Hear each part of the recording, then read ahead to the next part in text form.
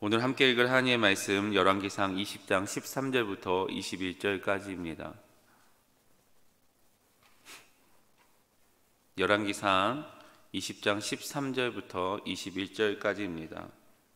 한 선지자가 이스라엘의 아합 왕에게 나아가서 이르되 여호와의 말씀이 내게 내가 이 큰 무리를 보느냐 내가 오늘 그들을 내 손에 넘기리니 너는 내가 여호와인 줄 알리라 하셨나이다. 아합이 이르되 누구를 통하여 그렇게 하시리이까?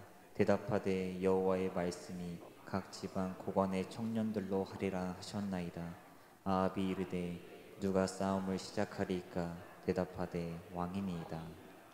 아합이 이에 각 지방 고관의 청년들을 계수하니 232명이요 그 외의 모든 백성 곧 이스라엘의 모든 자손을 계수하니 7,000명이더라.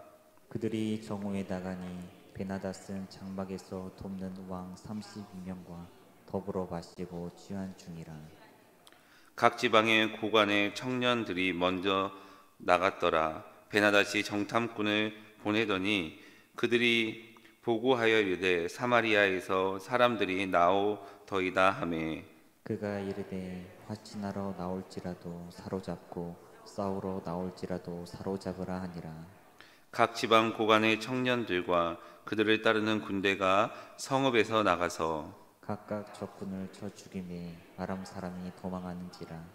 이스라엘이 쫓으니 아람 왕 베나닷이 발을 타고 마병과 더불어 도망하여 피하니라. 같이 읽겠습니다. 이스라엘 왕이 나가서 말과 병거를 치고 또 아람 사람을 쳐서 크게 이겼더라. 아멘. 오늘도 새벽을 깨어서 주님 앞에 기도하며 나아가시는 우리 초청의 모든 성도들 가운데 하나님의 은혜가 흘러넘치고 사랑이 가득하기를 예수 그리스도의 이름으로 간절히 축복합니다. 오늘 본문을 보니까 전쟁이 시작됐습니다. 그리고 13절에 한 선지자가 나옵니다. 성경은 필요할 때 하나님의 자녀들에게 하나님의 백성의 이름을 부르는 것을 잊지 않습니다. 왜냐하면 히브리 세계관에서 이름을 부르는 것은 굉장히 중요한 일이기 때문입니다. 이름을 부른다는 것은 그 사람의 존재를 인정할 뿐만 아니라 그 사람의 능력도 인정해 주는 것이기 때문입니다. 오늘 본문에 보니까 한 선지자가 나온다고 말합니다. 그리고 이름을 불러주지 않습니다. 무명의 선지자인 것을 우리는 알게 됩니다.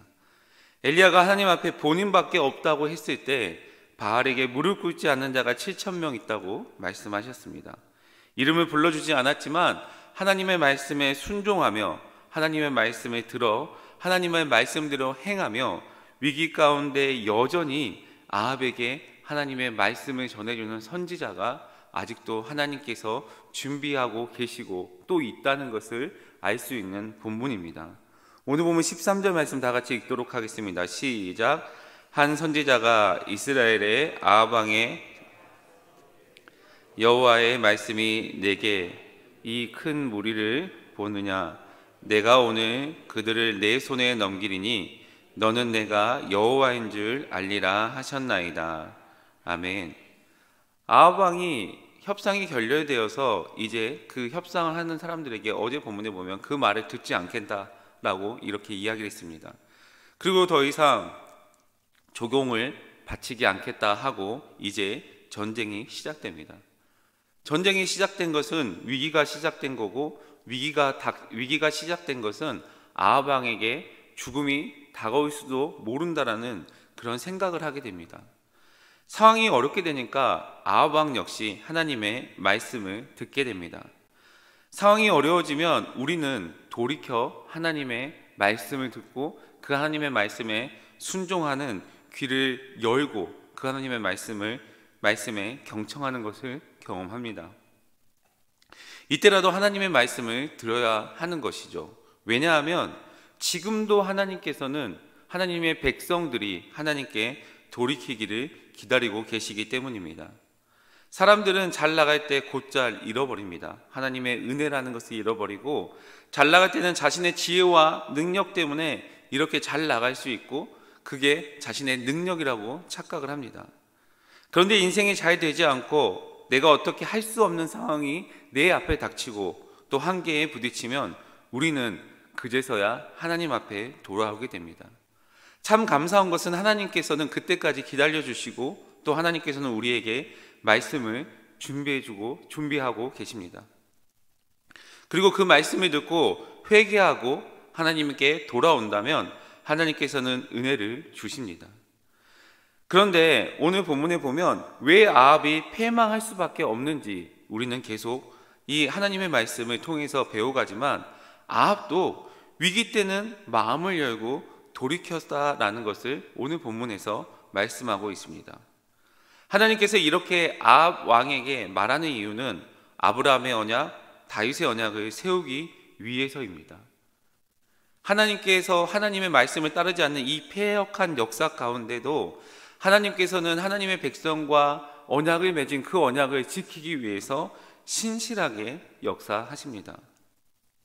아합이 약속의 말씀을 오늘 본문에서 들었습니다. 적군이 아무리 많아도 승리할 것이니 이 일을 통해서 내가 여호와인 줄을 알아라. 그리고 구원하신 이가 누군지 깨달아라고 하나님께서 이렇게 말씀하십니다. 이후에 이 말씀을 들은 아합이 그러면 누구를 통해서 역사하실 거냐고 물어보니 각 지방 고관의 청년들이라 라고 하나님께서는 말씀하십니다. 이 본문 가운데 사용된 각 지방의 고관의 청년이라는 단어는 어린이를 지칭하는 단어입니다. 아브라함이 그 자녀 이삭에게 향했던 표현이기도 합니다. 그런데 오늘 본문의 전쟁의 상황과 가장 유사하게 기록된 말씀은 사무엘상 17장 33절에 사용되었습니다. 그것은 바로 블레셋과 전투할 때 나아갔던 다윗을 향해서 사울이 말했던 표현입니다. 지방 고관들의 청년들을 우리는 소년이라고 생각하면 됩니다. 전쟁에 훈련받지 않았던 다윗이 골리앗과 싸워서 승리했던 다윗의 모습을 생각하면 되는 부분입니다. 이런 상황에 아합은 전쟁을 누가 시작해야 됩니까? 라고 이렇게 이야기할 때 하나님께서는 왕인 아합이 시작해야 된다라고 말씀하십니다. 그리고 15절에 이렇게 말씀하고 있습니다. 오늘 보면 15절 말씀 다 같이 읽도록 하겠습니다. 시작. 아합이 이에 각 지방 고관에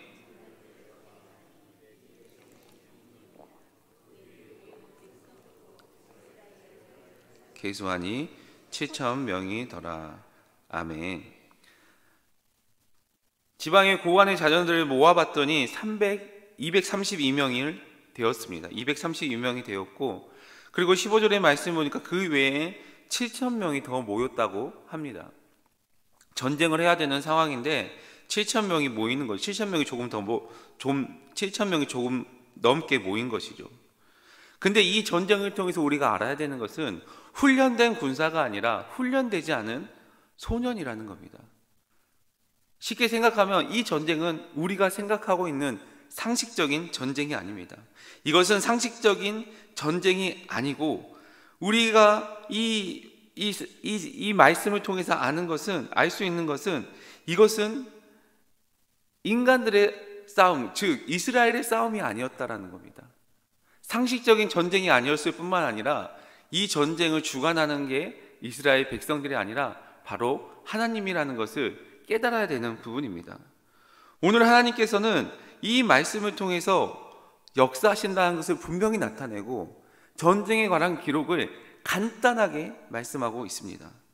고대 전쟁을 보거나 우리가 전투 영화를 보면 정말 자세히 묘사를 합니다. 어떻게 준비를 하고 어떻게 계획을 세우고 어떠한 전략으로 해야 우리가 이길 수 있는지 그런 스토리들을 영화에서 잘 보여줍니다. 그런데 오늘 본문의 성경을 보면 성경에서는 대부분 전쟁에 대해서 간단하게 싸워서 이겼다라고 이렇게 기록합니다. 그리고 이렇게 말하고 있습니다. 왜 이렇게 말하고 있을까요? 이렇게 생각해보면 왜 이렇게 말할까 생각해보면 이미 결론이 나 있기 때문입니다.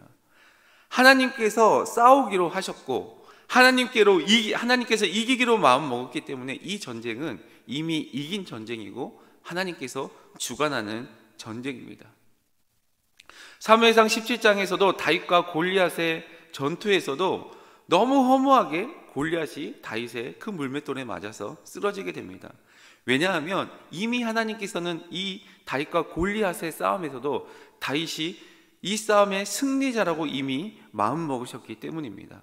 중요한 것은 누가 하나님을 의지하냐입니다. 이미 승리를 결정해 놓으셨지만 다윗을 통해서 하나님을 신뢰하는 사람을 보여줍니다. 하나님께서는 이미 결정을 내려놓으셨지만 그 전쟁 가운데 하나님의 뜻을 따르는, 하나님의 말씀대로 행하는 그 사람을 찾고 계시는 것입니다. 블레셋과 전쟁 중에 아무도 골리앗 앞에 나오지 못할 때 다윗이 어떻게 고백합니까? 어떻게 말합니까?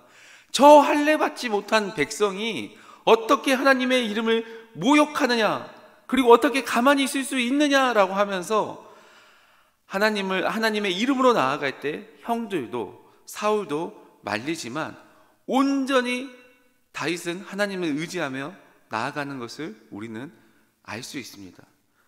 성경의 기록은 전투에 초점을 맞춰져 있는 것이 아니라 이 전투 가운데 누가 하나님을 의지하고 있느냐, 누가 하나님의 말씀대로 행하느냐를 보여주고 있습니다.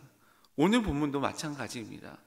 19절과 22절을 통해서 간단히 승리했다라고 기록되어 있습니다. 그리고 전쟁에 패한 아람 군대는 23절을 통해서 대책을 마련합니다. 오늘 부분 23절 다 같이 읽어보도록 하겠습니다. 시작. 왕이 신하들을 그들이 우리보다 강하였거니와 우리가 만일 평지에서 그들과 싸우면 반드시 그들보다 강할지라. 아멘. 이것을 통해서 알 수 있는 것은 아람도 비슷한 생각을 하고 있다라는 것입니다. 아람의 군대가 회의를 했는데 우리가 믿는 신, 그리고 이스라엘 백성들이 믿는 신 가지고 이야기를 합니다. 이스라엘 백성이 믿는 신은 산의 신이니 우리가 산에서 싸워서 산이 신이었던 이스라엘이 그 산의 신을 의지하고 있으니, 산의 신의 능력을 받았으니 그 산에서 싸워서 이겼다. 그러니까 이제 평지에 나와서 평지에 싸우면 우리가 이길 수 있을 것이다 라고 이렇게 전략을 세웁니다. 23절은 고대 근동 지방에 살았던 사람들의 세상을 이해했던 방식을 알 수 있는 부분입니다. 그러나 성경에서 말하는 것은 하나님께서 하나님의 말씀에 순종했던 사람, 그리고 당신의 뜻을 드러냈던 사람을 왕과 목자로 세우시고 사용하신다는 것입니다. 아무리 능력이 뛰어나고 아무리 많은 권력을 가지고 있고 아무리 그 시대에 인정받은 사람일지라도 하나님을 의지하지 않고 하나님의 말씀에 순종하지 않으면 하나님께서는 결코 그 사람을 통해서 역사를 이루지 않습니다. 하나님께서는 모세를 통해서 언약을 주고 또 이스라엘 백성들을 출애굽시키고 그 하나님께 돌아오는 그 목자로 세우셨습니다. 하나님께서는 모세를 통해서 이러한 모습을 보여주었고 모세는 목자같이 하나님의 뜻을 따랐고 그리고 시내산에서 하나님께 언약을 받습니다. 하나님께서 다윗을 왕으로 세우셨고 또한 이스라엘의 목자로 세우셨고 다윗의 언약을 통해서 예루살렘 성과 성전을 허락하시고 그리고 그 다윗의 계보에 하나님 나라를 세우실 예수 그리스도를 보내시겠다고 언약을 세우셨습니다. 또한 예수님께서는 선한 목자라고 말씀하시고 죄의 종이 되었던 우리를 위해서 싸우셨고 새 언약을 맺으시고 주님이 친히 우리와 함께 하시다라고 말씀하고 있습니다. 이건 성경에 나오는 하나님의 세상을 통치하는 방식입니다. 하나님께서는 세상을 통치할 때 그 하나님의 말씀을 순종하며 하나님의 뜻대로 살아가야 된다는 것을 이야기하고 있으면서 우리가 오늘 본문 가운데 나와 있는 아합 왕이 왜 멸망할 수밖에 없는지 우리는 앞으로 하나님의 말씀을 통해서 이 열왕기상의 말씀을 통해서 배우게 될 것입니다. 오늘 말씀을 통해서 하나님의 전투는 상식적인 전투가 아니라는 것을 우리는 마음에 새겨야 합니다. 우리는 이것을 싸움으로 봅니다. 싸움으로 보면 어디 능력이 뛰어나냐, 어디에 무기가 더 좋냐, 어디에 더 많은 사람이 모이냐라고 이렇게 봅니다. 오늘 본문에 보면 하나님과 아람 신처럼, 아람 신 두 신이 싸우는 것처럼 보이지만 실질적으로 여러분, 이 세상을 유일하게 다스리는 신은 하나님이시고, 이 세상을 유일하게 통치하시는 분은 하나님이시고, 전쟁의 주관자 역시 하나님이십니다. 하나님의 통치 가운데 분명한 것은 하나님의 뜻이 반드시 이루어지는 것입니다. 그래서 하나님의 방식이 이루어지는 것이기 때문에 우리가 가지고 있는 상식을 가지고 하나님의 그 통치의 방식을 바라보면 안 됩니다. 사랑하는 성도 여러분, 우리가 그래서 결정해야 됩니다. 누구 편에 설 것인지. 우리는 위기가 우리 앞에 섰을 때에 누구 편에 서서 누구의 말씀을 신뢰해야 되는지 결정해야 됩니다. 그리고 누구 편에 서야 할 때, 그 결정을 해야 될 때 하나님께서 사용한 사람은, 하나님께서 이미 전쟁에 승리를 하겠다고 마음먹은 그 전쟁에서 사용했던 사람은 어떠한 특출난 능력을 가진 사람이 아니라 그냥 평범하고 하나님의 말씀에 순종했던 사람입니다. 특출난 사람이 아니었기 때문에 오늘 이 자리에 새벽에 하나님 앞에 예배하며 나아가는 우리 초청의 모든 성도들이 하나님 앞에 사용되고 하나님의 전쟁에 승리하는 그런 모든 사람이 되시기를 예수님의 이름으로 간절히 축복합니다. 하나님께서는 평범한 사람을 통해서 역사하십니다. 그래서 우리가 그 하나님의 역사의 주인공이 될 수 있습니다. 바울은 이렇게 고백했습니다.